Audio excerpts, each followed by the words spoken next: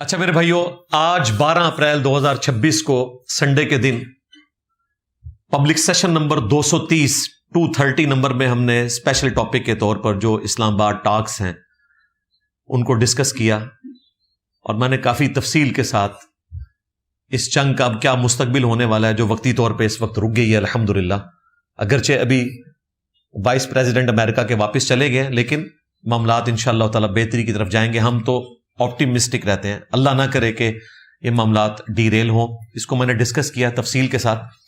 اب جو real time آپ کی پرچیاں آئی ہیں میں ان کو ڈسکس کروں گا انشاءاللہ، امید ہے یہ ساری پرچیاں میں کور کر لوں گا، لیکن ان کو کور کرنے کے لیے یہ چیز ضروری ہے کہ میں صرف ورڈکٹ دوں۔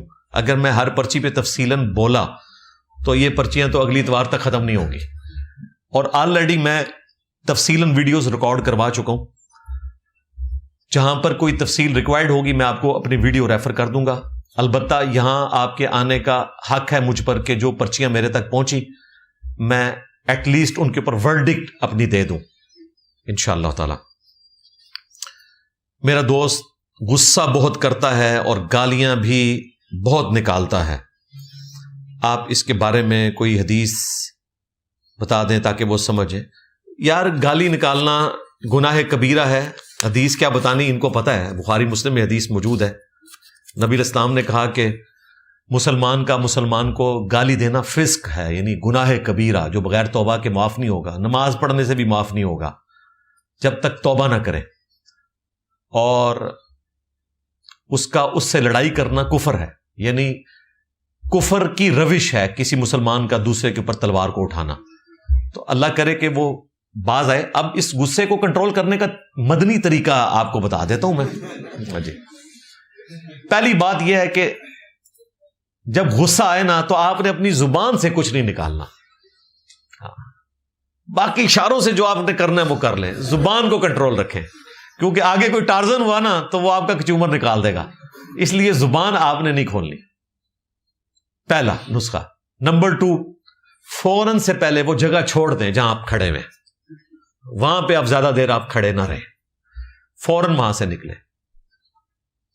اور نمبر 3، اعوذ باللہ من الشیطان الرجیم پڑھیں، اللہ کی پناہ میں آئے شیطان مردود کے اگینسٹ۔ بخاری مسلم میں حدیث ہے، 2 اصحاب آپس میں لڑ رہے تھے، نبی الاسلام نے فرمایا کہ میں ایک کلمہ ایسا جانتا ہوں کہ اگر یہ پڑھ لیں تو شیطان یہاں سے غائب ہو جائے گا، ان کا غصہ ٹھنڈا ہو جائے گا، وہ ہے اعوذ باللہ من الشیطان الرجیم۔ 3 کام ہو گئے۔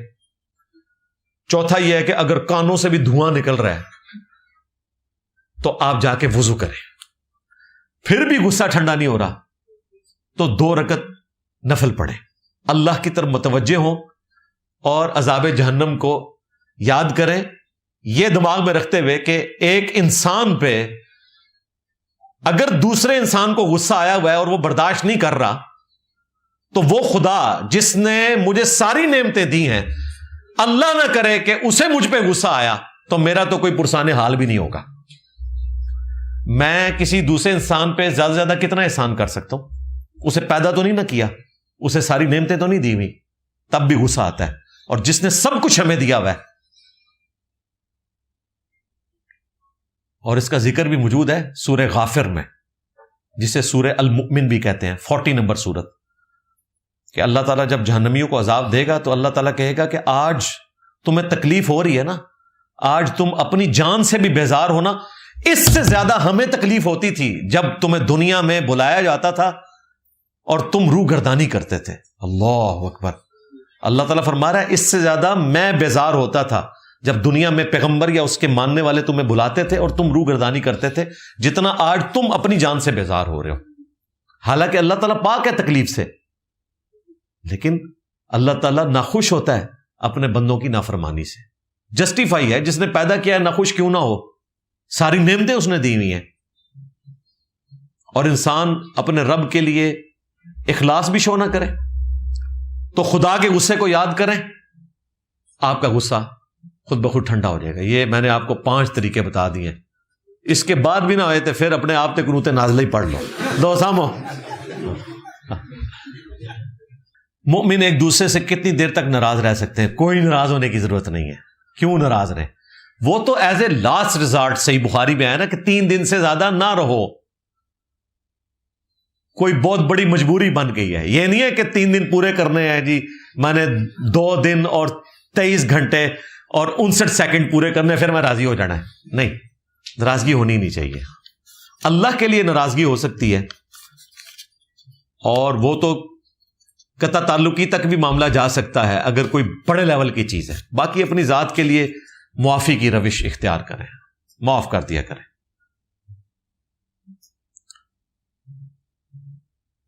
کیا عیسیٰ علیہ السلام بھی یہودی النسل ہیں؟ جی ظاہر ہے، بنی اسرائیل ہیں. رسولاً الی بنی اسرائیل، رسول ہیں بنی اسرائیل کی طرف، اور بنی اسرائیل میں سے ہی تھے. اس کے باوجود یہودی علماء نے انہیں قبول نہیں کیا. ہاں، ہمارے محبوب علیہ السلام جو ہیں وہ بنی اسرائیل میں سے نہیں ہیں، وہ بنو اسماعیل میں سے ہیں. آپ دیکھیں، ہمارے جب نبی آئے علیہ السلام صلی اللہ علیہ وآلہ وسلم، ان کا انکار کیا کہ یہ بنی اسرائیل میں سے نہیں. اور جب بنی اسرائیل میں سے پیغمبر آئے تھے، یسوع مسیح، عیسیٰ ابن مریم، وہاں پہ انہوں نے نیا بہانہ بنا دیا کہ یہ تو وہ شخص ہی نہیں ہے جس کی پروفیسیز ہماری کتابوں میں موجود تھی. تو دل بےایمان تے وجداں ٹھہر. قرآن میں دنیا سے بے رغبتی کا اصول دیکھ کر ایسا لگتا ہے کہ کوئی ضرورت نہیں غیر مسلم ممالک میں جا کر کمانے کی. پاکستان میں زیادہ دین سے رغبت اور زیادہ کمانے کی خواہش نہ ہو. جی اللہ تعالیٰ آپ کو کامیاب کرے، ہم بھی دعا کرتے ہیں، آپ لوگ بھی دعا کریں، بڑی اچھی بات ہے. لیکن یہ یاد رکھیے گا کہ روٹی جو ہے نا وہ چھٹا فرض ہے اسلام کا. ہاں، فقر جو ہے وہ بے دینیت کی طرف لے جاتا ہے. اگر آپ کا گزارا ہو رہا ہے بہت اچھی بات ہے. ہم جو باہر جانے کا مشورہ دیتے ہیں وہ اس لیے دیتے ہیں کہ آج کل کے دور کی ضروریات وہ نہیں ہے جو پہلے ادوار میں تھی. یوسف علیہ السلام سے متعلق ایران والوں نے فلم بنائی ہے، اس میں تو فزیکلی انہوں نے وہ چیزیں آپ کو دکھا دی ہیں جو سورہ یوسف میں بیان ہوئی ہیں. اس وقت انسان کی بیسک نیڈ کیا تھی؟ وہ گندم کی بوریاں لینے کے لیے اتنی دور کا سفر اختیار کر رہے ہیں. ٹوٹل زندگی یہ تھی کہ آپ نے دانا بونا ہے، گندم نکالنی ہے، اس کو چکی میں پیسنا ہے، روٹی کھانی ہے، اللہ کی عبادت کرنا ہے اور سو جانا ہے. کوئی انٹرنیٹ نہیں، ہاں، کوئی موٹر سائیکل نہیں، کوئی مہنگی گھڑی نہیں، کوئی مہنگا موبائل نہیں، کوئی بڑا گھر نہیں، سبسسٹنس لیول پہ لائف. لیکن اب ایسی صورتحال نہیں ہے. اگر آپ ایسی جگہ پہ رہ رہے ہیں جہاں اس طرح کی درویشوں والی زندگی ہے تو گزارے، ہم نے کون سا منع کیا. باہر کے ملک رزق حلال کمانے کے لیے جانے میں کوئی حرج نہیں ہے. یہ جو مولوی آپ کو پٹیاں پڑھاتے ہیں نا، ان کو آپ جا کے ڈالرز میں چندہ دینا تو انہوں نے نہیں پوچھنا کہ یہ آپ امریکہ سے لے کے آئے ہیں یا پاکستان سے ڈالر آپ نے ایکسچینج کروا کے مجھے دیے. آپ کو بتائیں گے یہود و نصارہ کے ملک میں نہیں جانا. الحمدللہ اللہ کی طرف رجوع کیا. شروع میں تو اللہ کا ساتھ بڑا قریبی تعلق محسوس ہوتا تھا. اب عبادت اور قرآن کا تدبر بھی ویسا ہی ہے، لیکن وہ کیفیت میں شدت نہیں ہے. جی صحابہ کرام کے ساتھ بھی یہی ہوا، کوئی ٹینشن والی بات نہیں ہے. وہ صحیح مسلم میں حدیث نہیں ہے جو ایک صحابی نے کہا تھا، ابو حنظلہ رضی اللہ تعالیٰ عنہ، حنظلہ منافق ہو گیا، سیدنا ابو بکر راستے میں ملے. یہ صحیح مسلم شریف ہے. انہوں نے کہا کیا ہوا؟ تو انہوں نے کہا کہ جب تک رسول اللہ کے پاس بیٹھے ہوتے ہیں تو کیا لیول کا ایمان ہوتا ہے، لگتا ہے کہ یہ جنت اور یہ جہنم، یہ پل صراط. گھر بیوی بچوں میں جاتے ہیں پھر وہ کیفیت نہیں رہتی. تو سیدنا ابو بکر رونا شروع ہو گئے. انہوں نے کہا میرے ساتھ بھی یہی صورتحال ہے. دونوں نبی علیہ السلام کے پاس آئے تو آپ علیہ السلام فرمایا کہ ایسا ہوگا نہیں، اگر ایسا ہو تو فرشتے تم سے مصافحہ کرتے، کبھی یہ پڑھنا بھاری ہوگا کبھی وہ پڑھنا بھاری ہوگا. یہ آزمائش ہے، اسی طریقے سے آپ نے وقت گزارنا ہے. بہرحال اس میں بہتری کا آپ نے پوچھا تو بہتری ہوگی ایک چیز سے کہ اچھی صحبت اختیار کریں، بری صحبت آپ چھوڑ دیں. جب آپ بیٹھیں گے ہی دنیا داروں میں، بلکہ ایسے لوگوں میں جو دنیا کے کتے بن چکے ہیں، جو خدا کو سیریس نہیں لیتے، آخرت کو سیریس نہیں لیتے، تو پھر آپ چھوڑ دیں کہ آپ آخرت اورینٹڈ ہوں گے. کوئی سوئچ نہیں آن ہو جائے گا. 5 وقت نماز پڑھنے کے لیے آپ آ رہے ہیں تو آتے سوئچ آن ہو جائے گا اور آپ گاڈ اورینٹڈ ہو جائیں گے, اور وہ بھی آپ آگے آخری رکعت میں مل رہے ہیں. اذان ہو, مسجد کی طرف سفر اختیار کریں, تسلی سے وضو کریں, سنتیں ادا کریں, تکبیر اولیٰ سے نماز پڑھیں, اس کے بعد اذکار کریں, پھر تسلی سے مسجد سے نکلیں. لیکن اگر آپ آخری منٹ کا انتظار کر رہے ہیں اور تیزی سے وضو کرتے ہیں, جا کے تیسری چوتھی رکعت میں ملتے ہیں, پھر اسی قسم کی نمازیں اور اسی قسم کی روحانیت ہے. قرآن پاک ترجمے سے روزانہ پڑھیں, اور اس میں بوریت ہو تو بیوی بچوں میں بیٹھ کے, ماں باپ کے ساتھ بیٹھ کے ایک ٹائم مخصوص کر لیں, خواہ وہ مغرب کے بعد ہو, عشاء کے بعد ہو, جو آپ کو سوٹ کرتا ہے. ایک صفحہ قرآن کا پڑھیں اور آپس میں ڈسکشن کریں. اور اچھی صحبت آج کل بڑی آسانی سے اویلیبل ہے یوٹیوب کے اوپر. میں نہیں کہتا کہ آپ ہر وقت قرآن لیکچر ہی دیکھیں, نیشنل جغرافی کی ویڈیوز دیکھیں, خدا کی قدرت دیکھیں, اینیمل پلانٹ زبردست چینل ہے وہ دیکھیں. آپ اس قسم کے جو چینلز ہیں جن پہ اتنی محنت کی ہے گوروں نے اور آپ کے سامنے اللہ کی قدرتیں رکھ دی ہیں, وہ دیکھیں, اپنے آپ کو مصروف رکھیں. اگر والدین دنیاوی معاملات میں کوئی کام کہیں جس سے کوئی بظاہر نقصان بھی نہ ہو, مگر میں حسن سلوک کے دائرے میں رہتے ہوئے اختلاف کروں تو کیا یہ ناپسندیدہ ہوگا؟ یہ تو تھیوریٹیکل بات ہے نا, کوئی پریکٹیکل مثال آپ نے رکھتے تو میں جواب دیتا. یہ جس کی پرچی ہے وہ مجھے بتائے کون سا ایسا مسئلہ ہے, وہ سامنے رکھے. ہاں جی, ایک ہی دی ہے پرچی جی. ہاں جی, جیسے وہ مجھے کہتے ہیں کہ آپ ٹھیک ہے سلوان, میرا کمفرٹیبل فیل ہوتا ہے سلوان, وہ کہتے ہیں نہیں کچھ کبھی پہن لیا کرو, لیکن پینٹ شرٹ بھی کہیں پہ جانے کے لیے ایک دنیاوی معاملہ ہے. یا پھر میں کہتا ہوں کہ ٹھیک ہے, وہ کہتے ہیں داڑھی رکھو, لیکن لمبی داڑھی لمبی آپ کی ہونی بھی نہیں, بے فکر رہیں. دیکھ لیں میری 48+ ہے, میرے کئی بال مٹھی سے زیادہ ہے. میں نے آج تک ایک بال بھی کبھی نہیں کاٹا, سچی داڑھی ہے. نبی اسلام کی بھی مٹھی سے زیادہ نہیں بڑی, وہ اتنی بھی نہیں ہونی آپ کی. اتنی ان کو کہیں جی ہمارے استاد نے بتایا اتنی بھی نہیں ہوگی, جب ہوگی اس وقت تک انشاءاللہ آپ کے لیے حالات فیوریبل ہو چکے ہوں گے. پھر ہاں باقی جو نہیں, بال وغیرہ بڑھانے کی ضرورت نہیں ہے. ہاں نہیں, اختلاف نہیں, بال نہ بڑھائیں آپ, بس داڑھی فرض ہے, بال بڑھانا کوئی ضروری چیز نہیں ہے, یہ سنت عمل ہے. ٹھیک ہے. اور باقی جو آپ نے کہا وہ پینٹ شرٹ والا معاملہ, تو میں بھی آپ کو یہی مشورہ دوں گا کہ پینٹ شرٹ پہنا کریں. میں تو یہ مشورہ دوں گا, یہ کوئی غیر اسلامی لباس نہیں ہے اللہ کے بندو. یورپ امریکہ میں تو پینٹ کے بغیر آپ ٹھنڈ روک ہی نہیں سکتے. ہاں آپ پینٹ پہنے, اوپر شرٹ جو ہے وہ بڑے والی پہن لیں, تو یہ کوئی ایسا مسئلہ نہیں ہے. میں نے نہیں پہنی پینٹ کبھی.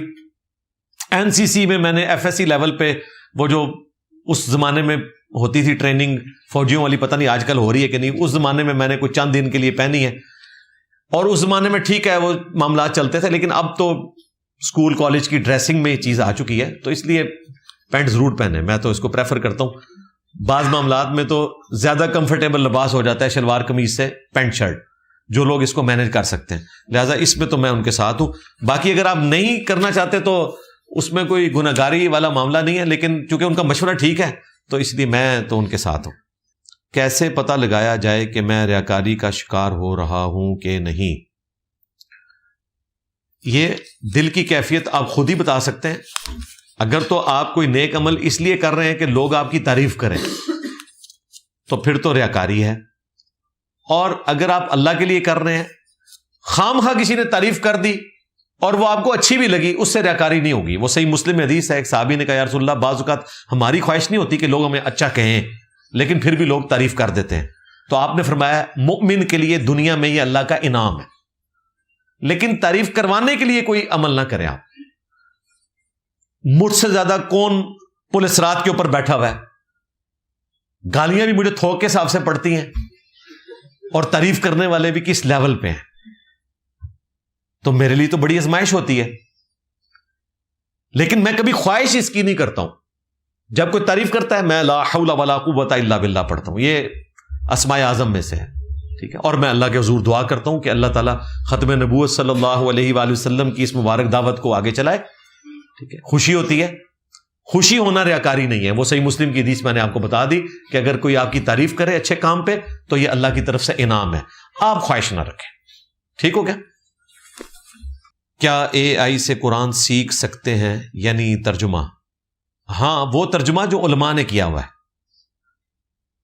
آپ دیکھتے ہیں کہ ہم اپنی ویڈیوز میں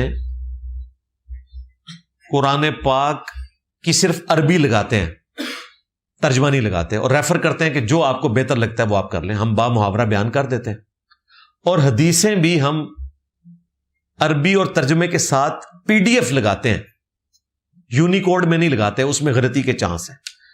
PDF جو ہے وہ کئی علماء نے پروف ریڈنگ کی ہوئی ہوتی ہے, کتابیں پھر پرنٹ ہوتی ہیں, تو وہ پرنٹڈ کتابوں کا PDF ہوتا ہے, اس میں غلطی کے چانس نہیں ہوتے. لیکن اگر آپ ویسے AI کے تھرو کوئی حدیث یا آیت اٹھاتے ہیں, بعض اوقات چانسز ہوتے ہیں. اسلام 360 میں یونیکوڈ انہوں نے دارالاسلام والوں سے ہی حاصل کیا ہے, لیکن بعض اوقات ٹائپنگ کی وجہ سے یا کسی اور مسئلے کی وجہ سے کوئی آگے پیچھے ہو سکتا ہے, اس لیے آپ PDF بکس کو فالو کریں. تو قرآن پاک کا ترجمہ اویلیبل ہے نا بھائی مارکیٹ میں. آپ میں سے اگر کوئی افورڈ نہیں کر سکتا, ہم اکیڈمی سے فری قرآن کا ترجمہ دیتے ہیں. آپ جتنے لوگ یہاں 200-250 لوگ بیٹھے ہوئے ہیں, آپ میں سے جو افورڈ نہیں کر سکتا, یہ نہ ہو کہ ادھر سے نکل کے جا کے وہ KFC پہ بیٹھ جائے اور قرآن کا ترجمہ وہ افورڈ نہیں کر سکتا, اس کے لیے نہیں بات کر رہا. اور کوئی خریدنا بھی چاہے تو 300 روپے ہدیہ رکھا ہوا ہے, چھوٹے سائز کے قرآن پاک ترجمے والا فتح محمد جلندری صاحب کا, اور جو بڑے سائز کا 500 روپیہ. آج کل کے دور میں کیا یہ رقم ہے. تو وہ سیکھنے کے اعتبار سے سافٹ ویئر جو ہیں آپ ضرور استعمال کریں, لیکن ترجمے کے لیے PDF بھی سامنے رکھیں. باقی AI بڑی زبردست چیز ہے. جو حوالہ ڈھونڈنے میں پرانے بزرگان دین کو ہفتوں لگتے تھے, AI کو ہفتے نہیں لگتے, دن بھی نہیں لگتے, گھنٹے بھی نہیں لگتے, منٹ بھی نہیں لگتے, سیکنڈز, شاید 1 سیکنڈ کے بھی کتنے حصے میں وہ حدیث ڈھونڈ دیتے. ایون آپ کوئی ملتے جلتے الفاظ لکھیں, وہ آپ کو حدیث بتا دے گا کس کتاب میں, یہ پورا ریفرنس نیچے آ جائے گا. تو مدد لیں, اس کے بعد اوریجنل کتاب یا قرآن پاک اوریجنل کھول کے اس سے ویریفائی کر لیں. میں نے اپنی پاس والی مسجد کے امام صاحب کو شیخ عبدالقادر جیلانی کو مدد کے لیے پکارنے سے سنا ہے. میں نے اپنے پاس والی مسجد کے امام صاحب کو شیخ عبدالقادر جیلانی کو مدد کے لیے پکارتے ہوئے سنا ہے, کیا میری ان کے پیچھے نماز ہو جائے گی؟ جی بالکل نماز نہیں ہوگی. اگر یہ نماز میں یا شیخ عبدالقادر جیلانی المدد کہیں تو نہ پڑھیے گا. اگر نماز کے بعد کہتے ہیں تو کے لینا دینا, ہاں دیکھ لیں, نماز کو اللہ نے محفوظ رکھا ہوا ہے. نماز میں کوئی شرک داخل نہیں کر سکتا. نماز میں سب پڑھتے ہیں ایاک نعبد و ایاک نستعین. تو جس دن نماز کے اندر انہوں نے کوئی گڑبڑ شروع کی نا, تو پھر آپ بے شک نہ پڑھیے گا. البتہ اگر آپ کا دل نہیں مانتا تو جو موحدین ہیں ان کے پیچھے جا کے پڑھیں. تقویٰ تو یہی ہے. یہ ہم فتوے کی بات کرتے ہیں کہ ہر مسلمان کے پیچھے نماز درست ہے, سوائے ان کے کہ جن کو ہم نے اسلام سے باہر نکالا ہے ان کے کرتوتوں کی وجہ سے. جس طرح قادیانی ہیں, قادیانی کافر ہیں, انہوں نے ختم نبوت میں شرک کیا ہے اور ایک جھوٹے شخص کو امتی نبی کلیم کیا ہے. ان کے پیچھے ہماری نماز نہیں ہوگی کیونکہ وہ دار اسلام سے نکل گئے. اسی طریقے سے نصیری ہیں, وہ علی اللہ کہتے ہیں, انہوں نے توحید میں کرپشن کی ہے, ان کے پیچھے ہماری نماز نہیں ہوتی. باقی جو وسیلہ اور توسل کے نام پہ اس قسم کے اختلافات ہیں اس میں ٹالرنس موجود ہے. اصلاح کی کوشش کریں. میری آپ ویڈیو دیکھ لیں, شرک والے امام کے پیچھے نماز, اس میں میں نے تفصیلاً یہ مقدمہ بیان کیا ہے. جماعت اسلامی والے بہت سے لوگ رفع الیدین کو سنت مانتے ہوئے بھی نہیں کرتے, تو ایسا کرنا کیسا ہے؟ غلط ہے جی, ان کو کرنا چاہیے. اب تو جماعت اسلامی میں میجارٹی لوگ رفع الیدین کرنا شروع ہو گئے ہیں. پہلے مودودی صاحب کی حکمت یہ تھی کہ ہم نے حنفیوں کو قریب کرنا ہے, لیکن اللہ کا شکر ہے کہ ہم نے لوگوں کو بتایا کہ انہوں نے آپ کے قریب کوئی نہیں ہونا, انہوں نے آپ کی ایک بات پکڑ کے آپ کو 0 سے ملٹیپلائی کر دینا. تو آپ کیوں اپنا چہرہ جو ہے وہ چپیڑے مار کے سرخ کرتے ہیں؟ آپ اس شخص کو مانیں جس کی قبر مدینے میں ہے صلی اللہ علیہ وآلہ وسلم. ہماری طرف سے پوری دنیا ناراض ہو جائے, کیا فرق پڑتا ہے؟ لیکن ایک کریڈٹ دوں گا, جماعت اسلامی کی مسجد میں آپ آمین اونچی کہیں, رفع الیدین کریں, کسی کو تکلیف نہیں ہوگی, کوئی ایسے کر کے آپ کو دیکھے گا بھی نہیں. یہ ٹالرنس جماعت اسلامی میں موجود ہے, اور یہ ٹالرنس جو ہے نا مولانا مودودی کی زندہ کرامت ہے کہ انہوں نے ایسا کیڑا نکالا ہے ان کے دماغ سے. جن دنوں میں جماعت اسلامی کی مسجد میں جا کے نماز پڑھتا تھا تو کئی بار ہوا ہے کہ فجر کے وقت امام صاحب لیٹ ہوئے تو مجھے مصلی پہ وہ آگے کر دیتے تھے, حالانکہ ان کو پتا ہے کہ میں اکیلا ہوں, میں رفع الیدین سے پڑھوں گا, اونچی آمین کہوں گا. پیچھے ایک بھی نہیں تھا. اب تو خیر کافی سارے ہیں رفع الیدین کرنے والے, ابھی تو ہمارے جو جماعت اسلامی کے ایکس امیر ہیں سراج الحق صاحب حافظہ اللہ تعالی، انہوں نے میرے حوالے سے کامنٹس کیے. میں نے آج اس پہ تفصیلاً بولنا تھا، لیکن چونکہ ابھی یہ ایران اسرائیل کا مسئلہ چل رہا ہے اور امریکہ کا، تو اس لیے میں نے اس کو سکپ کیا. تو انشاءاللہ میں مستقبل میں ان کا شکریہ بھی ادا کروں گا. ویسے تو میں ابھی چونگے کے طور پہ ایڈوانس میں ہی ادا کر دیتا ہوں. باقی انشاءاللہ میں تفصیلاً جو انہوں نے گفتگو کی، بڑی اچھی پازیٹیو گفتگو تھی، انشاءاللہ اس کو رسپانس بھی کروں گا ان قریب انشاءاللہ. غلوف سے کیسے بچا جائے، خواہ وہ اچھائی میں ہو یا برائی میں ہو. اچھائی میں غلوف تو یعنی بدعت ہی ہوگی نا، اچھائی میں تو غلوف بدعت ہی ہوگی اگر آپ سنت سے ہٹ کے کر رہے ہیں. اور برائی میں تو کسی بھی صورت غلوف کیا، آپ نے برائی کرنی نہیں، اس طرف جانا ہی نہیں. امام غزالی کی ایک بات مجھے بڑی پسند ہے اور میں نے اپنی ینگ ایج میں اپنے پلے باندھ لی ہوئی ہے.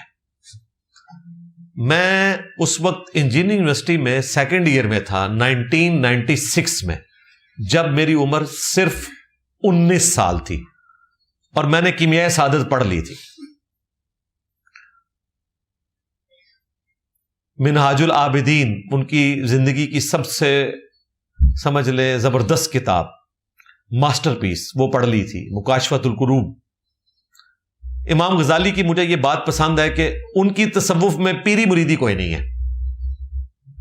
ہر بندہ اپنے خدا کے ساتھ تعلق قائم کر سکتا ہے، وہی جو حضرت مارٹن لوتھر نے کیا تھا.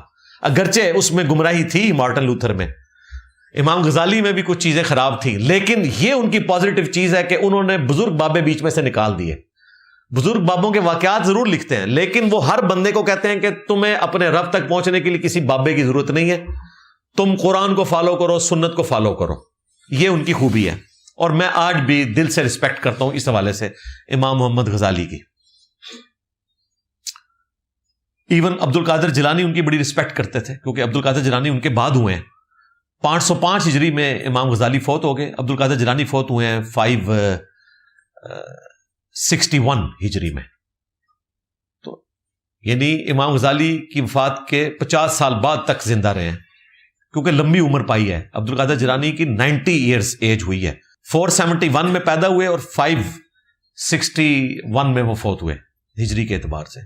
تو امام غزالی نے بڑی اچھی بات کی ہے. وہ کہتے ہیں کہ اگر تم زیادہ نیکیاں نہیں کر سکتے تو کوئی ایشو نہیں ہے، فرائض پہ پابندی رکھو اور گناہوں سے بچ جاؤ بس. اس کے پیچھے ریزن یہ ہے، وہ کہتے ہیں کہ جس طرح ایک پانی کا تالاب ہوتا ہے نا، اس میں اگر گٹر کا پانی مکس ہو جائے، گندگی آ کے شامل ہو جائے، تو وہ سارے پانی کو خراب کر دے گی، چاہے تھوڑا ہو چاہے زیادہ ہو. جب مسلسل گندا پانی آتا رہے گا، اس کی بجائے اگر تمہارے پاس تھوڑا سا پانی ہو لیکن اس میں گندا پانی شامل نہ ہو، تو وہ تھوڑا بھی صاف ستھرا رہے گا. اور وہ کہتے ہیں یہ گندے پانی کی مثال گناہوں کی ہے. تمہارے پاس نیکیاں تھوڑی ہو کوئی مسئلہ نہیں ہے، بس گناہوں کا گندا پانی اس میں نہیں جانا چاہیے. تو زیادہ ایفرٹ پٹ کرو گناہوں سے بچنے پہ، بجائے یہ کہ میں تہجد پڑھوں، میں اشراق پڑھوں، میں روزانہ اتنے پارے پڑھ لوں. یہ سیکنڈری چیز ہے. پابندی رکھنی ہے فرض پہ، اس پہ تو زیرو ٹالرنس ہے نا. فرض کے بغیر تو آپ کی کوئی عبادت ہی قبول نہیں ہے نا. 5 وقت کی نماز، فرض روزہ، فرض زکوٰۃ، اور اگر استطاعت ہے تو فرض حج. باقی جتنی نفلی عبادتیں ہیں ان پہ کوئی ایفرٹ پٹ کرنے کی ضرورت نہیں ہے. ایفرٹ پٹ کریں کہ آپ نے گناہ نہیں کرنا، گناہوں سے بچنا ہے، رزق حرام سے بچنا ہے، جھوٹ، غیبت، گالی، بد نگاہی، ان ساری چیزوں سے بچنے کی کوشش کریں. تو یہ آپ پلے باندھ لیں. بیماری سے لے کر مرنے، جنازے اور قبر میں دفنانے تک کے تمام مسائل پر ایک مکمل ویڈیو ریکارڈ کروا دیں. یہ ساری چیزیں ریکارڈ ہیں بھائی، مختلف انداز میں ریکارڈ ہیں. اور جنازے کے اوپر الگ سے میری ویڈیو ہے. جب تقی عثمانی صاحب نے اپنے بھائی کے جنازے میں سورہ فاتحہ پڑھ دی تھی، سانو جناب سنا دے مگر لایا آپ سورہ فاتحہ پڑھ رہے، اپنے بھرا دے جنازے تھے. اور جب ہم کہتے تھے فاتحہ پڑھیں تو یہ کہتے تھے کہ جناب حنفیوں کے نزدیک فاتحہ کوئی نہیں ہے. ہر نماز میں سورہ فاتحہ ہے. کون سی نماز ہے جس میں سورہ فاتحہ نہیں ہے بھائی؟ نماز جنازہ بھی ایک نماز ہے، اس میں بھی سورہ فاتحہ ہے. اور دفنانے کے پوائنٹ آف ویو سے بھی میں نے ڈسکشن کی ہوئی ہے، قبروں پہ پھول ڈالنا، جو چیزیں ہمارے معاشرے میں ہیں اس پہ ڈسکشن کی ہوئی ہے۔ باقی میں نے یہ آپ کا مشورہ رکھ لیا ہے، کبھی کوئی پوڈ کاسٹ مستقبل میں ہوئی تو ہم اسپیشلی اسی ٹاپک کو ہی پوڈ کاسٹ کے طور پر، باقی ہمارے جو ایکس مرشد ہیں باپا جانی، ان کے چینل سے تو باقاعدہ میت کو غسل دینے کا طریقہ بھی اپلوڈ ہوا ہے۔ مجھے کئی لوگوں نے کہا جی پگڑی باندھنے کا طریقہ ویڈیو میں ریکارڈ کروا دیں، اور بھائی ہم نے خود الیاس قادری صاحب سے سیکھا ہوا ہے، بھائی ان کے ماننے والوں نے ویڈیوز اپلوڈ کی ہوئی ہیں تو آپ وہاں سے دیکھ لیں۔ جو کام آلریڈی ہوا ہے میں اس کام کو کرنے میں کوئی لذت محسوس نہیں کرتا، مجھے وہ کام کرنے میں مزہ آتا ہے جو اور کسی نے نہ کیا، یعنی کہ میرے نبی سا ہے ہی کوئی نہیں، تیرے بابے تھے شاہ ہی کوئی نہیں، رسول اللہ کے مقابلے پر صلی اللہ علیہ وآلہ وسلم ڈبہ بابوں کی، ڈبہ پیروں کی منجی ٹھوکنے میں مجھے مزہ آتا ہے، اور یہ کام کوئی اور کر نہیں رہا نا، باقی کام تو لوگ کر رہے ہیں۔ لوگ کہتے ہیں جی اپنی آواز میں آپ قرآن پاک کی قرات ریکارڈ کروا دیں، اچھی بات ہے، اچھی خواہش ہے، شاید کبھی میری بھی تھی، اب بھی ہے، لیکن میں کہتا ہوں بہت اچھا کام کیا ہوا ہے مشاری راشد نے، سعود بن ابراہیم الشریم نے، اسی طریقے سے سعد الغامدی نے، یہ بڑے بڑے قاری ہیں، یہ آلریڈی کام ہوا ہوا ہے۔ تو انشاءاللہ تعالی یہ بھی کسی ویڈیو میں ہم ریکارڈ کروا دیں گے۔ حضرات فرماتے ہیں کہ جب بزرگ قبر میں چلے جاتے ہیں تو ان کی طاقت بڑھ جاتی ہے۔ اس بات میں کتنی صداقت ہے؟ صرف مجھے چھیڑنے کے لیے پرچی لکھی، بس مجھے سمجھ لگ گئی ہے۔ اس بات میں اتنی طاقت ہے میرے بھائی کہ یہ جب بزرگ قبر میں نہیں گئے ہوتے ہیں نا، باہر لیٹے ہوئے ہوتے ہیں اور خراٹے لے رہے ہوتے ہیں، فجر کی نماز پڑھنے کے بعد رمضان شریف میں جب نیند روکنا بھی مشکل ہو، آپ ان کے پاس کھڑے ہو کر ان کو اور ان کے بڑوں کو اپنی زبان کی نوک پہ لیں تو نہیں سنیں گے، تو قبر میں جا کے کہاں سے انہوں نے سن لینا ہے بھائی، سوائے وہ چیز جو اللہ تعالیٰ عبرت کے طور پر سنوا دیتا ہے، وہ قبر کے لیے خاص ہے۔ بخاری مسلم میں حدیث ہے کہ مردے کو دفنا کے جاتے ہو تو قدموں کی آہٹ بھی سنتا ہے، تاکہ نیک مردہ ہے تو خوش ہو کہ میں نے تم پر اعتبار بھی نہیں کیا تھا۔ بخاری مسلم میں حدیث ہے کہ بندے کے 3 دوست ہیں، 2 باہر رہ جاتے ہیں، ایک ہی اندر جاتا ہے۔ باہر رہ جاتے ہیں اس کے رشتہ دار اور مال، اور ساتھ جاتے ہیں اس کے اعمال۔ That's all. تو اللہ تعالیٰ حسرت میں اضافہ کرواتا ہے کہ تو نے ان پہ رلائے کیا ہوا تھا، اپنے رشتہ داروں پہ چلے گئے، اور جو نیک آدمی ہیں وہ کہتا ہے مجھے تو پہلے ہی پتا تھا انہوں نے چلے جانا ہے، یہ دنیا میں تھا کہ میں جناب تیرے لیے چاند توڑ کے لے آؤں گا اور تیرے لیے میں یہ کر دوں گا، اور جناب وہ چاقو کی نوک سے نام لکھتے ہیں اپنے محبوب کا، قبر میں جا کے ساتھ کو نہیں لیٹتا، بس اتنا ہی کر سکتے ہیں۔ تو اللہ کا شکر ہے جن کو دنیا میں بات سمجھ آ جاتی ہے تو وہ اپنے معاملات کو ادھر ہی درست کر لیتے ہیں، نہ خود آزمائش میں پڑتے ہیں نہ کسی کو ڈالنے کی کوشش کرتے ہیں۔ وہ پرچی کتنے رہ گی؟ اور بابے والی سی پرچی، ہاں تو بابے کوئی نہیں سنتے بھائی، سوائے اس کے کہ جو اللہ تعالیٰ سنوا دے، وہ کافر کو بھی سنواتا ہے، مومن کو بھی سنواتا ہے۔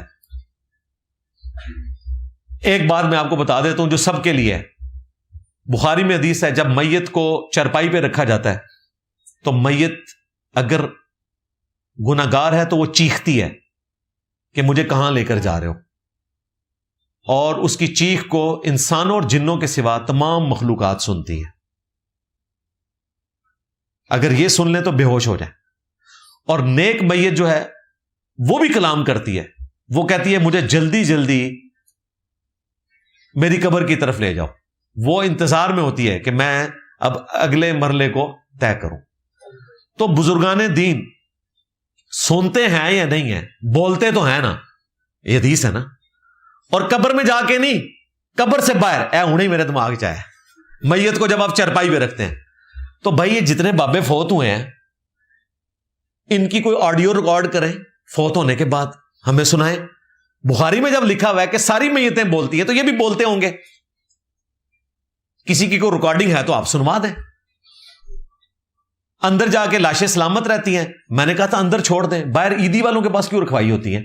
جون جولائی میں کوئی بھی بابا فوت ہو, اس کی لاش کو ایک ہفتے کے لیے چوک میں رکھ دیں دھوپ میں, پتہ چل جائے گا ولی اللہ ہے کہ نہیں. اس طرح کوئی ولی نہیں ہوتا بھائی. لاش میں تعفن پھیلنا ہی پھیلنا ہے. بخاری میں حدیث موجود ہے, سیدنا ابوبکر سے جب اما عائشہ نے ریکویسٹ کی کہ آپ کو کفن دیں, تو انہوں نے کہا مجھے میرے انہی کپڑوں میں دفن کرنا, کیونکہ مرنے کے بعد تو گلی سڑی ہڈیوں اور پیپ کا مسکن بننا ہے ان کپڑوں نے. نئے کپڑے جو ہیں وہ زندہ بندوں کی ضرورت ہے. حالانکہ ہمارا عقیدہ ہے خلفائے راشدین کی ایٹ لیسٹ قبریں تو ان میں ان کی لاشیں سلامت ہوں گی, لیکن حضرت ابوبکر نے وہ عقیدہ بتایا جو عمومی ہونا چاہیے. یہاں لوگ عجیب و غریب کہانیاں پیش کرتے رہتے ہیں اور پتہ نہیں کیا سے کیا بنا دیتے ہیں. تو کوئی طاقتہ نہیں بدیاں, طاقتہ مکا چھڑیاں ساڑھے ایک نعرے نے, میرے نبی سا ہے ہی کوئی نہیں, تیرے بابے تھے شاہ ہی کوئی نہیں. میرا نام شاہ جہان ہے, ہمارے بھی بزرگوں کا نام شاہ جہان رہا ہے. ظاہر ہے ہم خاندان عالیہ مغلیہ سے تعلق رکھتے ہیں, بڑا کم پایا ساڑھے بابیاں نے بھی. جس کا مطلب ہے دنیا کا بادشاہ, تو کیا میں اپنا نام تبدیل کر سکتا ہوں؟ کوئی مسئلہ نہیں ہے, اس سے آپ بادشاہ نہیں بنیں گے. ہم بھی کر رہے ہیں. ہاں, نام میں کوئی ایسا تکبر والی بات نہیں. ہاں کوئی ایسی بات نہیں بھائی, رکھے نام, کوئی مسئلہ نہیں ہے. یار سب سے بہتر نام جو ہے وہ محمد ہے صلی اللہ علیہ وآلہ وسلم, جس کا مطلب ہے جس کی تعریف کی جائے. تو تکبر تو اس میں بھی آ سکتا ہے. ہم تینوں بھائیوں کا نام محمد ہے. ہم 3 بھائی ہیں, ہماری کوئی سسٹر نہیں ہے. تینوں بھائیوں کا نام محمد ہے. میرا نام محمد ہے, علی تو سب کانٹیننٹ کی وجہ سے ساتھ رکھا ہوا ہے نا پکارنے کے لیے, کیونکہ یہاں پہ ایک نام ساتھ رکھنا پڑتا ہے.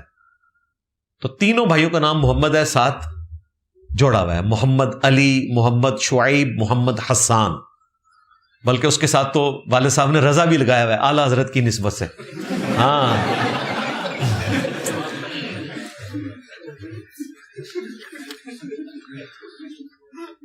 تو ناموں والے کرتوت بھی ہونے چاہیے. چلے اعلیٰ حضرت کا ذکر آیا, وہ مجھے شعر یاد آ رہا ہے. اعلیٰ حضرت کا ایک شعر ہے بڑا زبردست. کام وہ لیجئے تم کو جو راضی کرے, ٹھیک ہو نام رضا تم پہ کروڑوں درود. وہ کہتے ہیں یا رسول اللہ صلی اللہ علیہ وآلہ وسلم, ہم اس کو ماڈیفائی کر رہے ہیں کہ آپ کی دعاؤں کی برکت سے میں ایسے کام کروں جس سے قیامت والے دن آپ مجھ سے راضی ہو جائیں. ٹھیک ہو نام رضا تم پہ کروڑوں درود. میرا نام جو ہے وہ درست ہو جائے, کیونکہ ان کا نام تھا احمد رضا, احمد کی مرضی چاہنے والا. تو وہ کہتے ہیں میرا جو نام ہے اس کا مطلب صحیح ہو جائے کہ میں نے زندگی آپ کی مرضی کے مطابق گزاری ہو. کام وہ لیجئے تم کو جو راضی کرے, ٹھیک ہو نام رضا. میرا نام ہے احمد رضا, تو واقعی تن میں احمد رضا بنوں کہ رسول اللہ کی رضا پہ چلنے والا. تو بعض اوقات تو میں کہتا ہوں جی ایسے ایسے زبردست اشعار ہیں. یہ سلام تو مجھے بڑا پسند ہے, کعبے کے بدر الدجا تم پہ کروڑوں درود. اور اعلیٰ حضرت نے وصیت کی تھی کہ میری جب لاش لے کے جائیں نا تو یہ سلام پڑھنا ہے. مصطفیٰ جان رحمت پہ لاکھوں سلام زیادہ مشہور ہو گیا, لیکن اعلیٰ حضرت کو یہ زیادہ پسند تھا, تو یہ انہوں نے نصیحت کی تھی.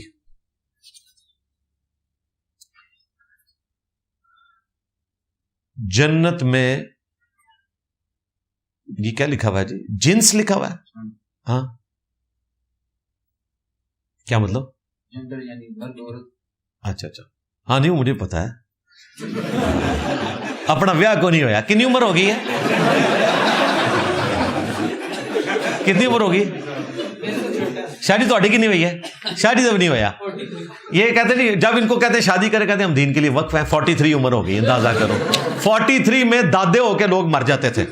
ہاں آسٹریلیا میں 1884 تک ایوریج لائف 34 سال تھی, آج 84 سال ہے. یہ مونج دڑو اور ہڑپا کی جو تہذیبیں ہیں ان میں جو لاشیں نکلی ہیں نا, ایوریج ایج جو ہے وہ 35 سے 40 ہے. پہلے لوگوں کی اتنی عمریں نہیں ہوتی تھی, کوئی بڑی عمر کا ہوتا تھا, لوگ فوت ہو جاتے تھے. یہ تو بیماریوں پہ قابو پا لیا انسان نے, اللہ تعالیٰ نے میڈیکل سائنس کی ترقی کروائی تو آپ کی ایوریج لائف بڑھنا شروع ہوئی ہے. ادروائز 13-14 سال کی عمر میں شادی ہو جاتی تھی, ٹھیک ہے جی, 25-26 سال کی عمر میں 27-28 سال کی عمر میں جا کے نانی نانا اور 35 سال کی عمر میں دادی دادا بن گئے ہوئے ہوتے تھے. اپنا پورا جو انہوں نے ایک کنٹریبیوشن کرنا تھا ہیومینٹی کو وہ کر دیا ہوتا تھا, ٹھیک ہے جی. تو یہ سوال کی طرف واپس آئیں. میں کٹنا کو نہیں شاہ جی. ہاں. جنت میں جنس یعنی کہ جینڈر کیوں ہوگا؟ کیا جنس ایک بشری کمزوری نہیں ہے؟ آپ کو صرف یہ بشری کمزوری نظر آئی ہے؟ جنت میں تو کھانا پینا بھی ہوگا, تو کیا کھانا پینا کمزوری نہیں ہے؟ لو سامو کمزوری ہے نا, لیکن جنت کا کھانا پینا کمزوری کی وجہ سے نہیں ہے, لذت کے لیے. دنیا میں یہ آپ کی کمزوری ہے, کھائیں گے پیئیں گے نہیں تو مر جائیں گے, چاہے آپ غوث وقت ہے, مر جائیں گے. قرآن میں ہے عیسیٰ اور ان کی ماں روٹی کھایا کرتے تھے, عیسیٰ کے جیسا ہے ہی کوئی نہیں, تیرے بابے تھے شے ہی کوئی نہیں. ہاں, اگر وہ روٹی کھاتے تھے تو آپ کو بھی روٹی کھانی پڑے گی. یہ 5 کمزوریاں ہر انسان کے ساتھ اٹیچ ہیں. نمبر 1 روٹی, کھانا پینا. نمبر 2 ٹوائلٹ, جنت میں ٹوائلٹ کوئی نہیں ہے, ایک ڈکار آئے گا سب کچھ ہضم. نمبر 3 نیند, جنت میں نیند کوئی نہیں ہے, یہ کمزوری اللہ نے اوور کم کروا دی. اور نمبر 4 اتنی بڑی کمزوری کہ انسان کو موت آ جاتی ہے. یہ اتنی بڑی کمزوری انسان کے ساتھ اٹیچ ہے جس کی وجہ سے انسان اللہ تعالیٰ کا محتاج ہے. ورنہ اگر انسان کو موت نہ آنی ہو نا, اور انسان کبھی بدحال نہ ہو, پھر انسان مرضی کی زندگی گزارے. اور 5ویں چیز ہے بڑھاپا. آپ اپنے بڑھاپے کو روک نہیں سکتے, ڈیلے کر سکتے ہیں دوائیوں کے ذریعے, روک نہیں سکتے. اور یہ 5 کمزوریاں اوور کم ہو جائیں گی. موت کو تو مینڈے کی شکل میں قربان کیا جائے گا. بخاری مسلم میں آتا ہے میدان معاشر میں موت ختم. بخاری مسلم میں آیا کہ جنتیوں کو خوشخبری دی جائے گی کہ آندہ کے بعد کوئی بوڑھا نہیں ہوگا, ہمیشہ جوان رہو گے. 30 سال کی عمر میں 33 سال کی عمر یہی رہے گی. ٹوائلٹ بھی نہیں ہوگا, خوشبودار ڈکار آئے گی, سب کچھ ہضم. کھانا پینا بھوک کی وجہ سے نہیں ہوگا, لذت کی وجہ سے ہوگا, لہذا بھوک کی کمزوری بھی ختم. اب رہ گیا جو آپ نے یہ بات کی جینڈر. یہ کمزوری دنیا میں اس اعتبار سے ہے کہ انسان کی آزمائش کا اللہ نے اس کو ذریعہ بنایا, لیکن آخرت میں یہ کمزوری کے طور پر اس حوالے سے نہیں ہے کہ اس کے ساتھ اللہ تعالیٰ نے مخالف سمت کی جو لذت ہے اس کو جوڑ دیا ہوا ہے. لہذا وہ کمزوری نہیں ہے, وہ جنت میں آپ کے لیے اللہ تعالیٰ کا انعام ہے. باقی اگر آپ خواہش کریں نا ٹرانسجینڈر ہونے کی تو انشاءاللہ امید ہے پوری ہو جائے گی. ہاں, کیونکہ قرآن میں اللہ تعالیٰ نے فرمایا کہ انسان کے لیے ہر وہ چیز ہے جو وہ خواہش کرے گا. ویسے ہی آپ کو حوریں جب ملنی ہے تو آپ نے ہماری طرف دیکھنا بھی نہیں ہے. ہاں, استاد جی آپ کو بھول جائیں گے وہاں جا کے. بل ہم نے یہ بات یاد رکھی ہوئی ہے آپ کی, آپ کے لیے انشاءاللہ ہم سفارش کریں گے, انشاءاللہ پہنچنے میں کامیاب ہو گئے کہ ان کے حصے کی حوریں جو ہے نا وہ ہمارے ان 2 بھائیوں کو دے دی جائیں.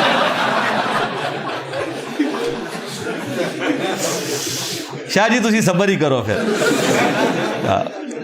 اگر ایک انسان نے کسی کا دل دکھایا ہو اور وہ اس چیز کی معافی بھی مانگ رہا ہو لیکن اگلا شخص اس کو معاف نہ کرے تو دین کیا کہتا ہے؟ دین یہ کہتا ہے کہ آپ نے بس اپنا فرض ادا کیا, اب قیامت والے دن اللہ تعالیٰ اس کو آپ سے راضی کرے گا. بہرحال کوشش کریں, ابھی بھی کوشش, پھر وہ اکڑ والی کوشش نہیں ہونی چاہیے, وہ پھر ڈاؤن ٹو ارتھ والی. ٹھیک ہے, جس طرح میں نے آپ کو بتایا کہ میں نے اپنی بیوی کو بتایا کہ جس دن تو ناراض ہو کے گئی, ہاں تو میں نے تیرے گھر کے باہر جا کے خیمہ لگا لینا ہے. ہاں, اور جو وہاں سے گزرے گا میں کہوں گا جی بیوی ناراض ہو کے آئی ہے تو پورا محلہ جڑا ہے نا پٹ مارے گا تھوڑا دروازہ. تو اللہ کا شکر ہے 21 سال گزر چکے ہیں, ابھی تک تو ایسی کوئی نوبت نہیں. اللہ مستقبل میں بھی نہ لائے. تو اگر آپ واقعتاً کسی کو منانا چاہتے ہیں نا تو پھر اس کے بڑے طریقے ہیں بھائی, آپ منا سکتے ہیں. باقی پیسہ ایک ایسی چیز ہے, اس کے ذریعے بہت کچھ ہو سکتا ہے. بڑی عید آنے والی ہے, 1 لاکھ روپیہ عید ہی دے دیں, ناراض ہے تو راضی ہو جائے گا انشاءاللہ. سجدوں کے درمیان والا رفع الذہن کیوں ضروری نہیں ہے؟ اس لیے کہ نبی علیہ السلام سے یہ ثابت نہیں ہے. صحیح سند سے، لیکن انس بن مالک سے ثابت ہے، تو یہ جواز کی حد تک بنتا ہے کہ وہ 2 سجدوں کے درمیان بھی رفع الیدین کرتے تھے۔ عمومی عمل وہی ہے جو بخاری مسلم میں آیا کہ 4 رفع الیدین ہیں، نماز شروع کرتے وقت، رکوع میں جاتے وقت 2، رکوع سے اٹھتے وقت 3، اور 2 رکعتیں مکمل کرنے کے بعد اٹھتے وقت یہ 4تھا رفع الیدین۔ ہر رکعت میں ہوگا، رکوع میں جاتے وقت اور رکوع سے اٹھتے وقت۔ اگر کوئی غیر مسلم کہے کہ مجھے اللہ کے ہونے کا ثبوت دو، پھر اس کو ہم کیا جواب دیں؟ غیر مسلم ضروری تو نہیں کہ خدا کا منکر ہو، غیر مسلم سے مراد اگر آپ ایتھیسٹ یا دہریہ لے رہے ہیں نا، پھر بات ہوگی۔ ادروائز جو ہندو ہیں، یہودی ہیں، سکھ ہیں، کرسچنز ہیں، سب خدا کے ماننے والے ہیں۔ تو جب وہ ثبوت مانگے تو آپ میری ویڈیو ان کو دکھا دیں، ویئر ڈڈ گاڈ کم فرام، یہ میری ویڈیو ہے، خدا کو کس نے پیدا کیا، رپلائی ٹو دھروو راٹھی اور رچرڈ ڈاکنز، میری ویڈیو موجود ہے۔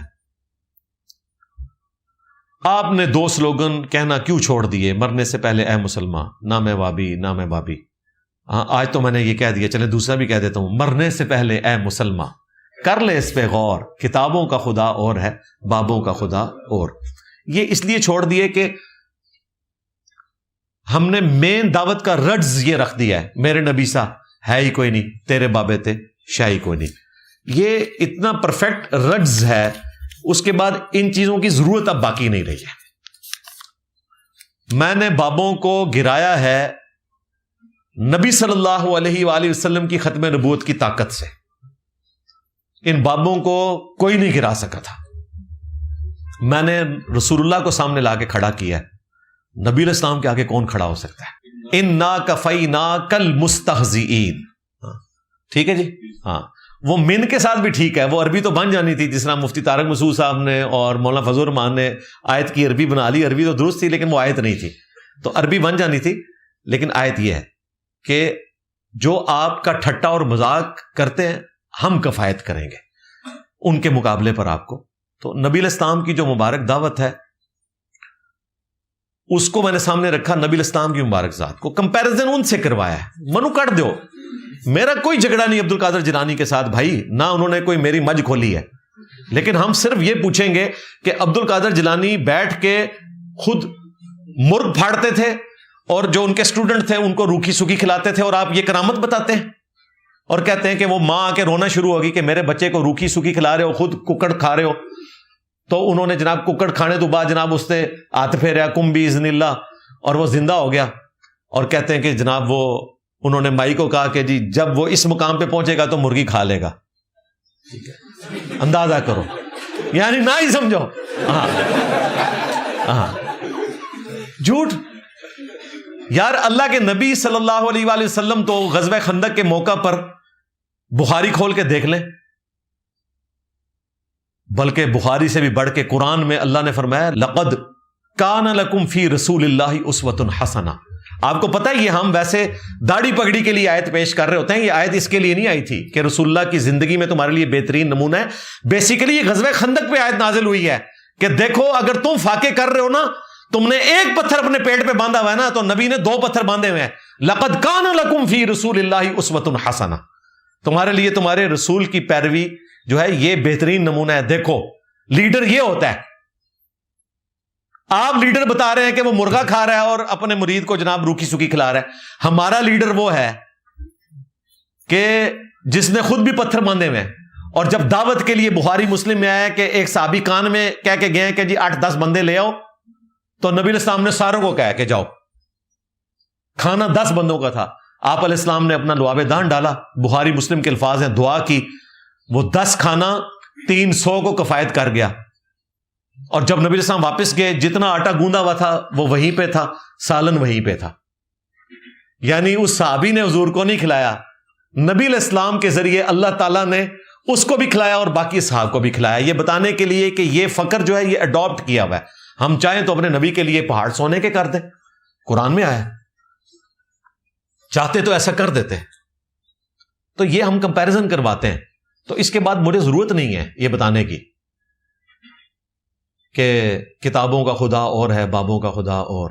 اب لوگوں کو پتہ چل گیا ہے کہ ہم نے اس کی پیروی کرنی ہے جس کی قبر مدینے میں ہے صلی اللہ علیہ وآلہ وسلم. جیسے پہلے انبیاء کے بارے میں معجزات قرآن میں موجود ہیں، موسیٰ علیہ السلام، عیسیٰ علیہ السلام. نبی علیہ السلام کے بارے میں کوئی معجزہ قرآن سے ثابت کر کے پیش کریں. جی 3 پیش کیے ہیں میں نے. یہ پچھلے دنوں میں نے جو معراج کے اوپر گفتگو کی تھی، اس سے پہلے بھی کئی دفعہ کی، اس سال بھی کی. اس میں نے 3 معجزات بتائے نبی علیہ السلام کے قرآن پاک سے. سب سے بڑا معجزہ خود قرآن. حضرت موسیٰ علیہ السلام کا معجزہ تمہارے سامنے نہیں ہے، قرآن کی وجہ سے ہم مان رہے ہیں. عیسیٰ علیہ السلام کا معجزہ ہمارے سامنے نہیں ہے، قرآن کی وجہ سے مان رہے ہیں. لیکن میرے نبی کا معجزہ آپ کے سامنے ہے. اس زمانے میں بھی صحابہ کرام کو دنیا کی امامت پہ فائز کیا اس کتاب نے، اور آج لیٹسٹ سائنس اتنی ترقی کر چکی ہے، لیکن قرآن کی ایک آیت بھی اسٹیبلش فیکٹس کے خلاف نہیں ہے.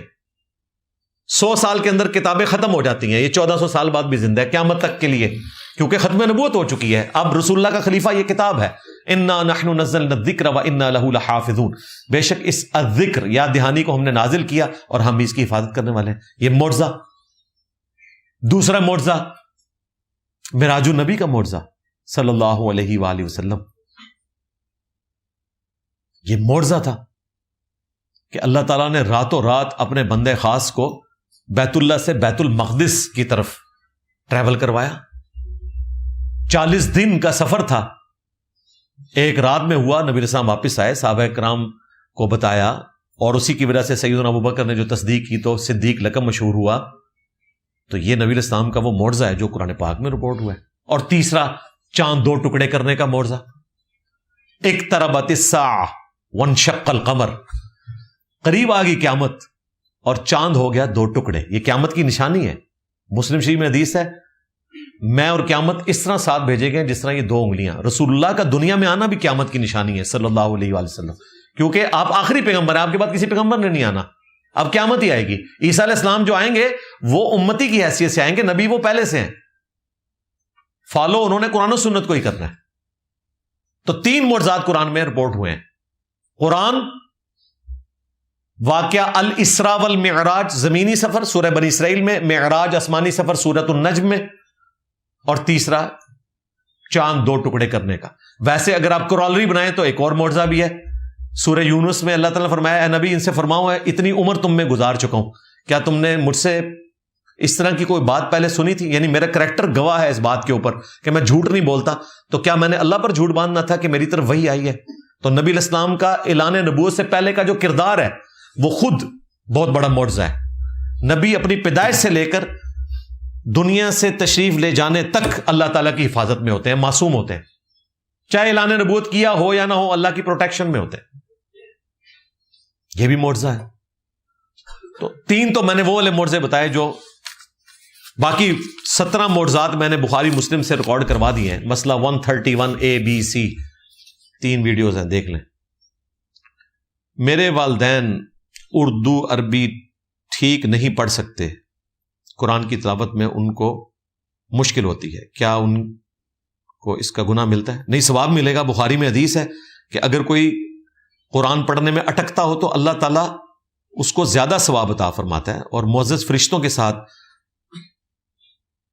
اس کے نامہ اعمال کو لکھا جاتا ہے پروٹوکول کے طور پر. تو ٹھیک ہے، اگر کسی کو اردو بھی نہیں پڑھنی آتی ہے تو وہ قرآن پاک کی عربی اور ترجمہ سن بھی سکتے ہیں. اب تو یہ مسئلہ ہی ختم ہو چکا ہے.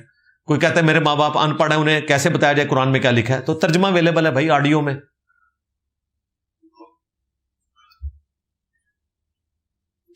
مجھے سلیپ پیرالیسس ہوتا ہے، یہ یعنی وہ جو اٹھنے کے بعد بھی تھوڑی دیر تک لگتا ہے جسم اپنی جگہ، یہ والا سوتے ہیں تو جسم جکڑتا ہے، پھر ایک دم آپ کو. ہاں تو ہوتا ہے تو لوگوں کے ساتھ. اس میں کون سا مسئلہ ہے ان کو؟ نہیں، جن شن کوئی نہیں ہے، میڈیکل علاج کراؤ.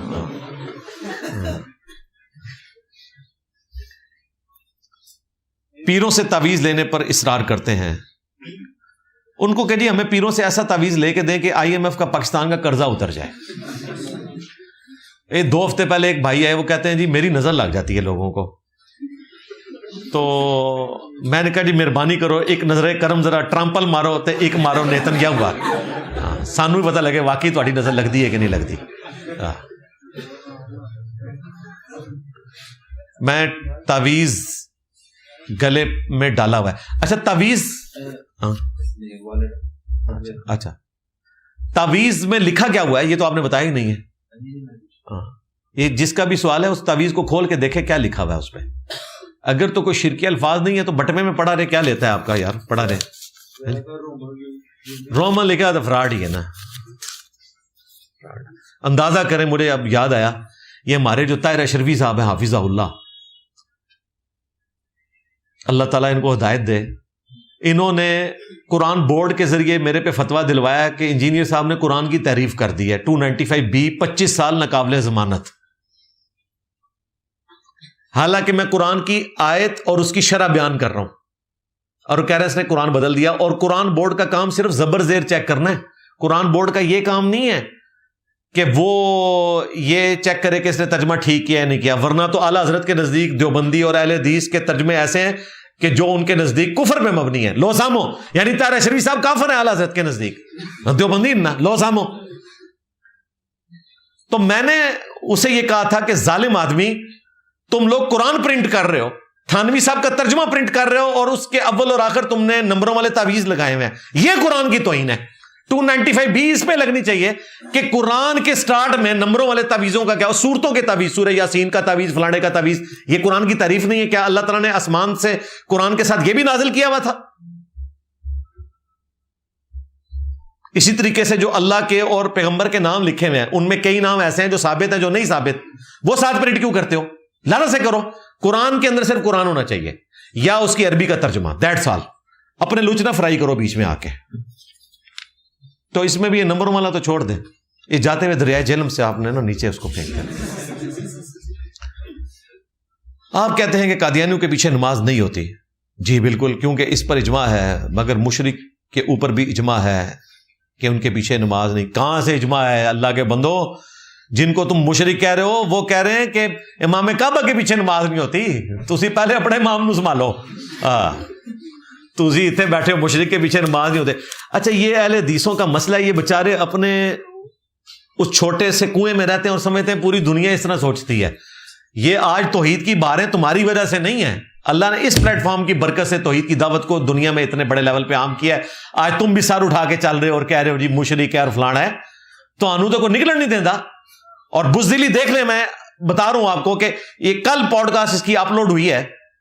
مادھو لال حسین, وہ ایک حسین نامی بزرگ جو ہے, مادھو لال لڑکے پہ عاشق ہوا ہندو, اس کے بارے میں وہ حضرت معاذ اللہ ناشتے والی سرکار شام علیہ زہیر سے سوال ہوا ہے, اس نے سوال کرنے سے روک دیا ہے. کہتا ہے جی اس سے پھر پتہ ہے وہ مسئلہ کھڑا ہوگا, مقدمہ بازی شروع ہو جاتی ہے اور یہ معاملات. اے انہاں دی توحید جے ڈردے جے, اللہ نے محروم کر دیا. بنو امیہ کا جو بھی دفاع کرے گا وہ توحید سے بھی جاتا رہے گا. ماموں پارٹی گئی, ماموں کر دے مر گئے. ہاں قرآن کہتا ہے دوسروں کے خداؤں کو برا مت کہو. تو حضرت ابراہیم علیہ السلام اور رسول اللہ صلی اللہ علیہ وسلم نے بت کیوں توڑے؟ یا بت توڑے نا, گالی تو نہیں دی نا ان کو, وہ توڑے نا. گالی گلوچ کرنا منع ہے. جب اللہ تعالیٰ طاقت دے گا تو یہ کرنا ہے. اور دوسری بات, رسولوں کو تو اللہ تعالیٰ نے دین کو اسٹیبلش کرنے کے لیے بھیجا ہے, تو بت پرستی کا خاتمہ تو کیا جائے گا اس ایریے میں جہاں پہ اللہ فرمائے گا. یہ نہیں کہ پوری دنیا کے بت ہم نے توڑ دینے ہیں. سرزمین عرب میں بت پرستی نہیں ہونی چاہیے. باقی ہندوؤں کو رائٹ ہے دوسرے ملکوں میں رہے, کوئی مسئلہ نہیں ہے. عرب کی سرزمین میں بت پرستی کی اجازت نہیں ہے. باقی جگہ بھی شرک ہی ہے, لیکن ہندوؤں کو بھی جینے کا حق ہے جس طرح جیوز کو, کرسچنز کو, مسلمانوں کو ہے. سورہ صاد میں ہے کہ سلیمان علیہ السلام نے اپنے تخت پر ایک لاش کو پایا, استغفار کی. مکمل واقعہ کیا ہے یہ جناب آپ مکمل واقعہ جو ہے وہ مولانا مودودی رحمہ اللہ کی جو تفسیر ہے تفہیم القرآن اس میں پڑھ لیں. اور ایران والوں نے سلیمان علیہ السلام کے اوپر ایک فلم بھی بنائی ہے, اس میں انہوں نے بڑے اچھے طریقے سے اس کو بریف کیا ہے کہ انہیں کیا نظر آیا تھا. کیا مسلمانوں کو یورپین یونین کی طرح اتحاد نہیں کرنا چاہیے؟ بالکل کرنا چاہیے. وہ ہمیں ملکوں میں بانٹ کر خود اتحاد کر کے بیٹھے میں. آپ کہتے ہیں کہ ملک بن گیا اب ہمیں اسی میں رہنا چاہیے, تو جناب یورپ والے بھی تو اپنے ملک میں ہی رہ رہے ہیں نا. یہ تو نہیں ہے کہ جرمنی اور فرانس نے ورلڈ وار 2 کے بعد صلح کی ہے تو جرمنی ملک ختم ہو گیا, فرانس ختم ہو گیا. نہیں, کو ایگزسٹ کر رہے ہیں. ملک تو رہیں گے, نیشن سٹیٹس تو رہیں گی, اس کے علاوہ تو چارہ کوئی نہیں ہے. اب ظاہر ہے اب ماڈرن ورلڈ ہے, اس میں اسی طریقے سے چلنا ہے. اتحاد ہونا چاہیے. اتحاد ہو گیا نا جی, اللہ کا شکر ہے. پاکستان اس وقت لیڈر ہے انشاءاللہ تعالی. OIC بنی ہوئی ہے, اللہ کرے OIC سے نکل کے وہ واقعتاً OIC بن جائے. آپ نیشن اسٹیٹس کو سپورٹ کرتے ہیں. میں کہ پوری دنیا منی بیٹھی ہے, میرے کھاتے کو پایا یار, میں نیشن اسٹیٹس تو نہیں بنائی ہیں, مگر آپ اس میں رہتے ہوئے کسی مسلمان کی مالی مدد نہیں کر سکتے جب تک کہ وہ ہمارے ملک میں نہیں. بالکل آپ غلط کہہ رہے ہیں میرے بھائی. جماعت اسلامی کی الخدمت فاؤنڈیشن یہاں سے غزہ کے مسلمانوں کو ٹینٹس دے رہی ہے, راشن دے رہی ہے.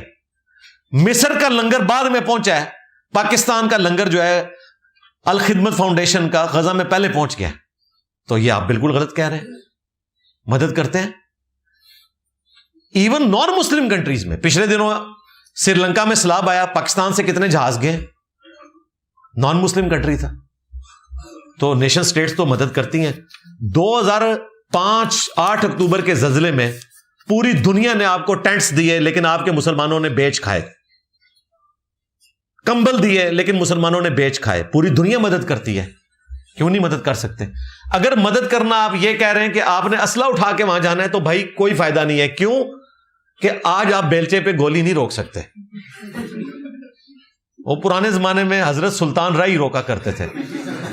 اس کے لیے پراپر ٹریننگ چاہیے بھائی, اور ٹریننگ فوج کے بغیر ہے نہیں, اور فوج میں آپ نے پراپر طریقے سے بھرتی ہونا ہے, ورنہ آپ کو ٹریننگ کرانی نہیں ہے.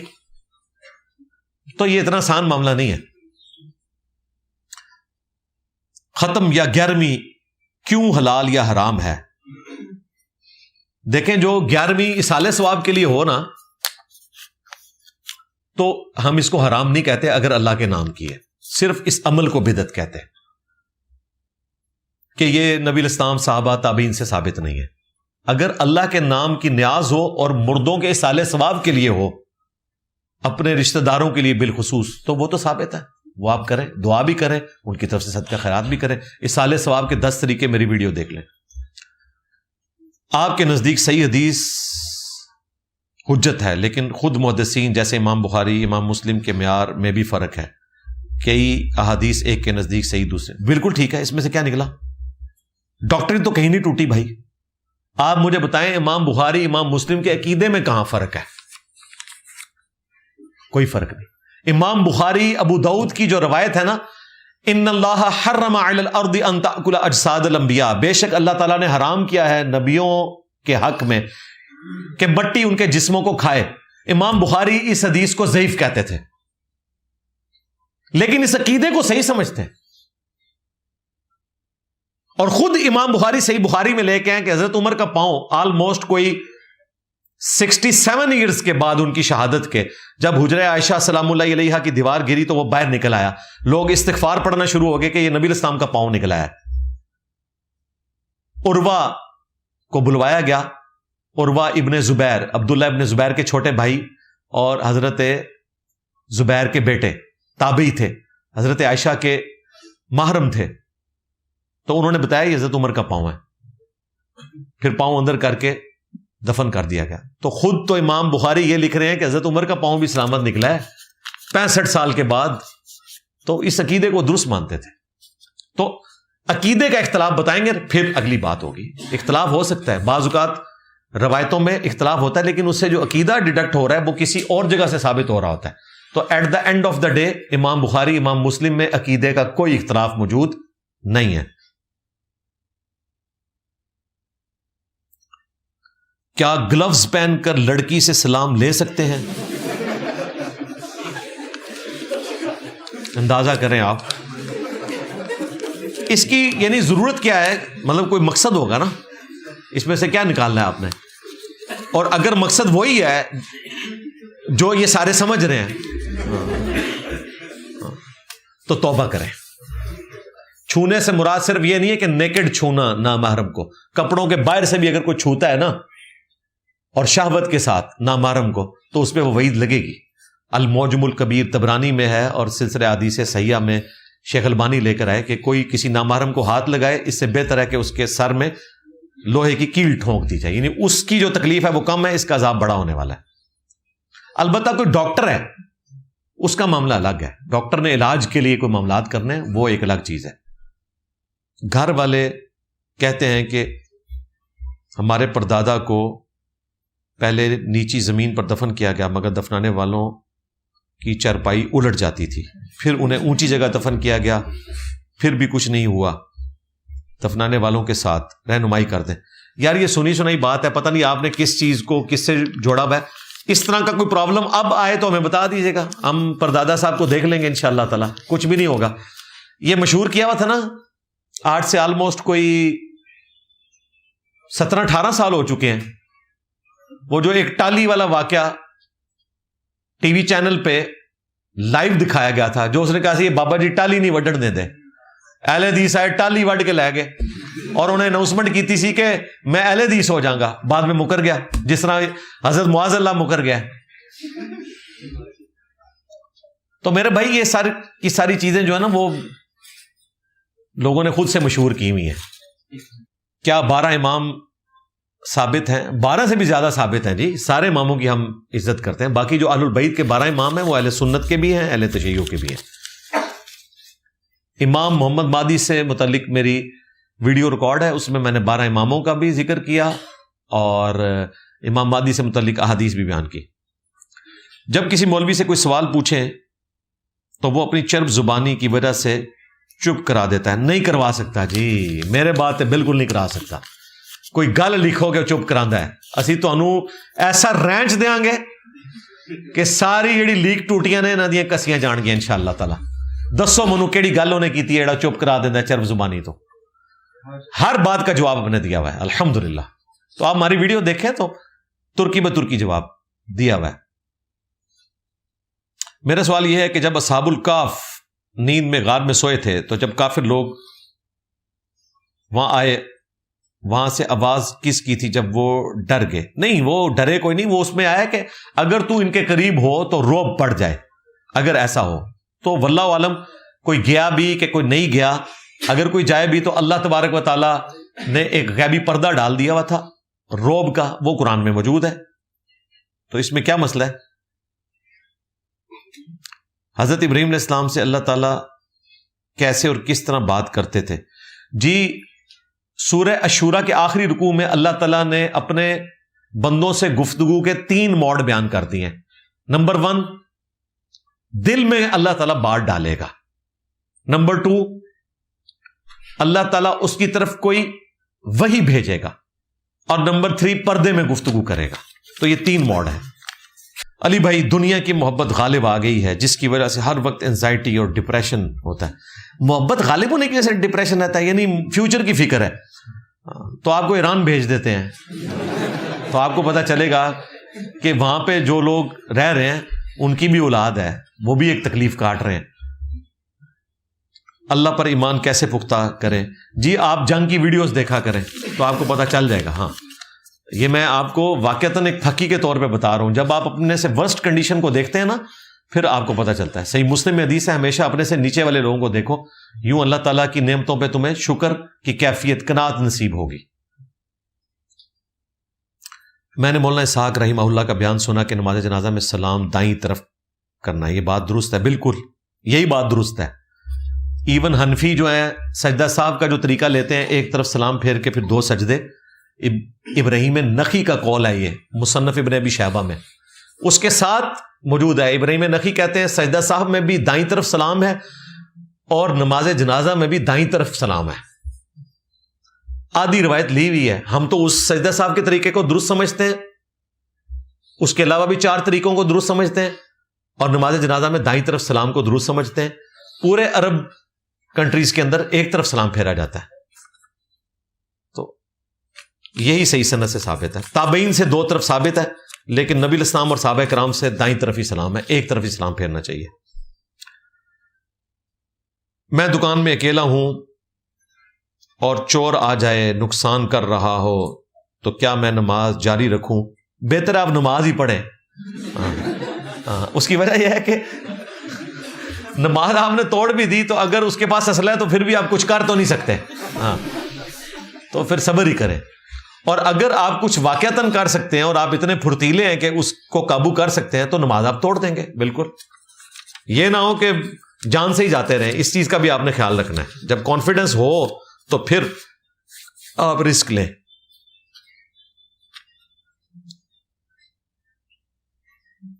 میں قبر کے کتبے بناتا ہوں, یہ کمائی حلال ہے یا حرام؟ ہاں یہ تو ایک مشکل معاملہ ہو گیا نا بھائی. دیکھیں صحیح مسلم میں حدیث ہے, نبی علیہ السلام نے 3 کاموں سے منع کیا, قبر پکا کرنے سے, قبر پہ مجاور بن کے بیٹھنے سے, اور ڈائریکٹ بیٹھنے سے, کیونکہ اس میں الفاظ ہے قبر پہ بیٹھنے سے منع کیا, دونوں چیزیں منع ہے. اور قبر پر عمارت بنانے سے. یہی حدیث جامع ترمذی میں ہے, اس میں چوتھی چیز بھی آئی ہے, قبر کے اوپر کتبہ لکھنے سے بھی منع کیا گیا ہے نبی علیہ السلام کی طرف سے. ویسے قبر کی نشانی آپ رکھ سکتے ہیں, وہ ابو داؤد میں حدیث موجود ہے, نبی علیہ السلام نے قبر کی نشانی سرانے پتھر کی شکل میں رکھی, لیکن کتبہ جو ہے نا وہ منع ہے. آپ اب کتبے وہ لے پھر لکھیں جو مکانوں کے باہر لگائے جاتے ہیں. بہتر یہ ہے کہ آپ اس کام کو چھوڑیں اور کوئی اور کام کریں, یہ درست نہیں ہے. اور پھر آپ دیکھیں ویسے یہ لوگ چھوٹی چھوٹی چیزوں کا خیال رکھتے ہیں, لیکن قبروں کے کتبے جو ہیں ان پہ آیت الکرسی, قرآن کی آیات لکھی ہوتی ہیں. رات کے وقت انہی قبروں کے اوپر کتے بھی چڑھتے ہیں, پیشاب کرتے ہیں, بکریاں پیشاب کرتی ہیں, چھینٹے پڑتے ہیں, اس وقت ان کو کوئی توہین نظر نہیں آ رہی ہوتی. تو ہر لحاظ سے یہ کوئی سوٹیبل نہیں ہے. قرآن میں بدکاری کی سزا کوڑے ہیں جو سورۃ النور میں آئی, تو حدیث میں رجم کی سزا کس طور پر قبول کیا گیا ہے؟ حدیث میں جو سزا آئی ہے وہ شادی شدہ کے لیے. قرآن نے اس چیز کو مینشن نہیں کیا کہ یہ شادی شدہ ہے یا غیر شادی شدہ ہے. احادیث بتا رہی ہیں کہ غیر شادی شدہ کے لیے قرآن والی سزا ہے. قرآن میں اگر لکھا ہوتا نا کہ یہ شادی شدہ کی بھی سزا ہے, پھر ہم آپ کی بات کو صحیح مانتے. قرآن نے اسے ان اٹینڈڈ چھوڑا ہے. قرآن اور سنت کو ملا کے آگے چلنا ہے آپ نے, اور یہ وہ چیز ہے جس پہ سنی شیعہ کا اتفاق ہے. چند چیزیں جن پہ سنی اور شیعہ کی کتابیں احادیث کی متفق ہیں. ایون ہمارے استاد غامدی صاحب بھی یہ کہتے ہیں کہ اگر کوئی فساد فی الارض کرنے والا ہے جو عادی ہے بدکاری کا, تو اس کو سنسار ہی کیا جائے, اس کو قتل کیا جائے. وہ بھی کسی درجے میں ماننے کے لیے تیار ہو جاتے ہیں, اگرچہ وہ ان پرنسپل قائل نہیں ہے. تو قرآن اور سنت دونوں پیرلل میں سورسز ہیں جی, ایک دوسرے کو سپورٹیو ہیں. میں آسٹریلیا میں رہتا ہوں, میرا گھر اسلامک فائنانس پر ہے, میرے پاس پیسے ہیں, وہ میرے قرضے سے کم ہیں, تو زکوٰۃ کا نصاب سے زیادہ میں زکوٰۃ دوں گا. آپ کے پاس جو پیسے ہیں مکان کے اوپر تو آلریڈی کوئی زکوٰۃ نہیں ہے. آپ یہ کہہ رہے ہیں کہ میں نے وہ قرض ادا کرنا ہے, تو آپ کے پاس جو جمع پونجی ہے آپ کہہ رہے ہیں اس کو اس قرض میں سے نکال لوں, چوپڑیاں نالے دو. یعنی ایک تو پراٹھا کھانا چاہ رہے ہیں اور وہ بھی 2. میرے بھائی یہ پتہ نہیں کس نے آپ کو بتا دیا, یہ پبلک میں جو مشہور ہے کہ آپ کے پاس جو ایسٹس ہے پہلے قرضہ مائنس کریں گے. یہ اس صورت میں ہے جب آپ نے قرضے کو ایسٹ میں شامل کیا ہو, پھر قرضہ مائنس کریں. مثلا ایک بندے کے پاس 1 کروڑ روپے ہے اور اس پہ 2 کروڑ کا قرضہ ہے, تو وہ کہتا ہے جی میں نے 1 کروڑ نکالا تو 1 کروڑ کا میں مقروض ہوں, میں زکوٰۃ نہ دوں. دیکھو کیسی چلاکی ہے نا, اس 1 کروڑ کو اس 2 کروڑ میں شامل کریں, ٹوٹل ہوئے 3 کروڑ, اور اس میں سے 2 کروڑ قرضہ نکال دیں, پیچھے کتنے بچے؟ 1 کروڑ. اسے زکوٰۃ دو گے. اور ورنہ تو جتنے سیٹھ نے کروڑ پتی ارب پتی نے اور انہوں نے قرضے بھی اتنے نے.